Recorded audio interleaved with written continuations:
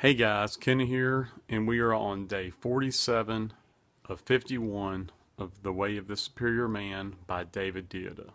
Let's get going. Take into account the primary asymmetry. Intimate relationship is never the priority in a masculine man's life and always the priority in a feminine woman's life. If a man has a masculine sexual essence, then his priority is his mission, his direction toward greater release, freedom, and consciousness. If a woman has a feminine sexual essence, then her priority is the flow of love in her life, including her relationship with a man whom she can totally trust in body, emotion, mind, and spirit. Man and woman must support each other in their priorities if the relationship is going to serve them both. I like this. And such a good chapter. And we've kind of touched on this in previous chapters, but I want to read the whole chapter. So if you don't have time, come back when you do, or pause it, do your business, come back. All right, here we go. Although you and your woman are equal beings, you are very different creatures. True life. Yep. If she has a feminine sexual essence, her core will be fulfilled when love is flowing. For example, she can experience difficulties in her career, but if full love is flowing in her life with her children, friends, and with you, then her core will be fulfilled. Not so for you. If you have a masculine sexual essence, then your woman and children can be loving you all day and night, but if your career or mission is obstructed, you will not feel at ease. You won't even want to share much intimate time with your woman until you have your career or mission back on track. Your woman's core is fulfilled by love. Your core is released from stress by aligning your life with your mission. To you, intimacy is something to be enjoyed in addition to your purpose. To your woman, intimacy is at the core of her life, and the tone of your intimacy colors everything else she does. When your intimacy is going great, your woman's life is filled with the color of love. She feels good at work, at home, in bed. When the intimacy is not going so great, when your woman feels unloved, rejected, hurt, or abandoned by you, then her day will be colored by hurt. At work, at home, and in the bed, the pain of unlove will color her disposition. But for you, things are different. When your intimacy is going bad, you can't wait to leave the house and go to work. There you can be in your element, aligned with your purpose and happy. For you, the intimacy is just one aspect of your life. When you are absorbed in your mission, you often forget entirely about your intimacy. For your woman, the intimacy is at the core of her life and colors everything else she does. This is primary asymmetry in intimacy. A lot of words kind of sound similar. All right, it goes much further than this, though. For most men, their woman is replaceable. Harsh but true.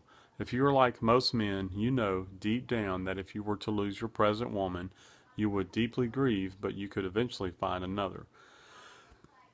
Burp. All right. Many times, in fact, you have probably fantasized about finding another woman even before you lose the one you have. Because a man's priority is his mission, he will always gravitate to a woman whom he feels would most support his mission. If he feels another woman, if he feels another woman would enliven him and give him more energy for his work, he might desire her as an intimate partner. However, you are lodged in the heart of your woman. She feels you all day. She senses where you are at. Feeling threads from her heart are connected to your heart day and night. If you are not replaceable, you are not replaceable in her perception. She does not frequently consider other options, as you probably do. Whereas you live in a world of relational possibility, she lives in a world of relational actuality. Your relationship with her is not only at the core of her life, but is also the main determinant,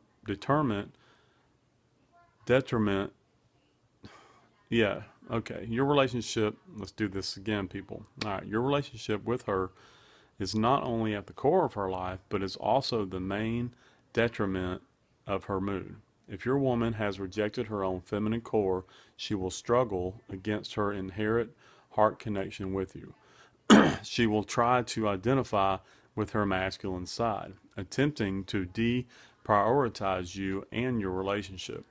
She will think that she must, quote, live on her own or live her own life and put more energy into her own career, for instance.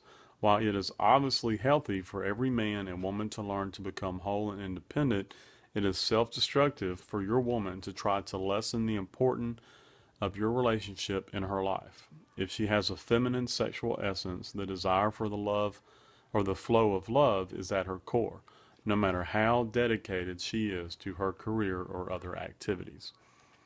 Without a deep and loving intimacy with you or with the divine, she hurts.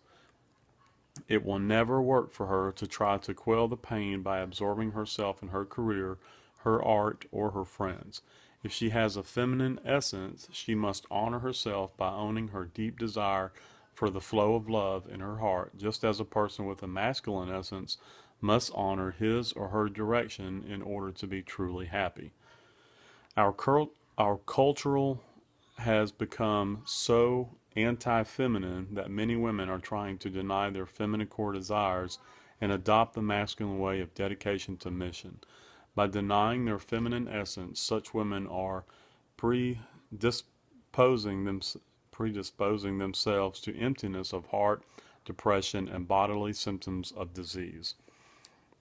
Likewise, you must not deny your woman's feminine essence by feeling or saying to her, quote, your whole life seems to revolve around our relationship. That's not healthy. You should have your own life and your own direction, your own career and friends. Stop complaining about our intimate problems and get a life. While it is common sense that she should live a fulfilling and engaging life outside of your relationship, it is sexual wisdom to understand that her feminine essence will always hold the flow of love at its center. That's just the way it is. This flow of love could be in direct relationship with the divine, although it is usually in a relationship with a man. The desire for intimate loving is as central to your woman's life as the mission toward freedom, financial, psychological, and spiritual, is to yours. Think of how many hours a day you dedicate to your mission and compare that with how many hours a day you spend serving your woman's deep desire for the magnification of love. If you want her to honor and support you in your quest for freedom, you must honor and support her in her love of loving. Her devotion to love has a lot to teach you. True, true.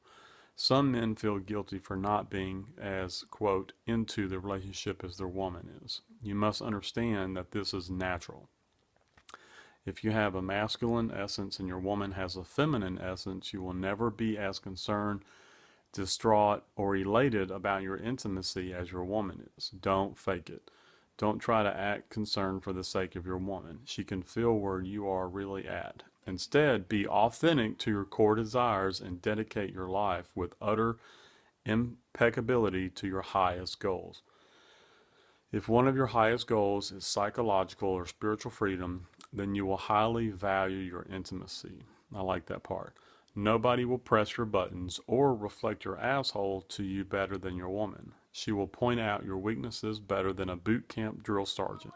She will reflect your ambiguity or clarity better than any workshop teacher. She will do you better than a whore and give you more loving than you can handle. And all the while, she will shower your life with radiant blessing, healing, and enlivenment. If she learns to own her own true feminine desires, and you learn to own your true masculine desires. When you both honor the primary asymmetry in intimacy, you can each concentrate on your true desires rather than compromising for the sake of an imaginary truce between genders. When your life is truly aligned with your highest purpose, you will become more present, more loving, and more humorous. Your woman will then be the first recipient of your magnified presence, love, and humor. If your intimacy is not constantly growing in this way, your life is not aligned with your highest purpose. So that right there tells you that it's kind of a reflection. Likewise, if your woman devotes herself to her true heart desires, you will feel it. Her energy, radiance, wisdom, and power to create heaven on earth will feed you constantly, even when it is not directed towards you. You will be inspired by her magic, enchanted by her sexuality, awed by her knowingness, and enlivened by the life that flows so lovingly through her body. However, if she has chosen to deny her heart desire and adopt a more masculine goals of purpose and mission as her core needs, both of you will suffer. Her radiance will diminish, her guardedness will increase, and neither of your hearts will feel relaxed in the intimacy. Your woman could be a corporate executive, and you could be a house husband. That's fine as long as you are living your highest purpose and her life is devoted to love. Honor this primary asymmetry in yourself and in your woman. Only when you are willing to support each other's core desires will the intimacy give each of you what you want, and then perhaps bring you beyond even that into the utter joy of being, of which your relationship is only a hope. So I really like that chapter. Basically, another example of how men and women, how we're different. That's just the way it is. And accept the fact that, yeah, your relationship with your woman is going to be more important to her than it is to you. But if you are a man that's interested in more like spiritual freedom, then it's still going to be important because it's going to teach you areas of your life that you need to grow. And you get to share that with her, which is badass. So just, yeah, tomorrow we're moving right along, people. Show up.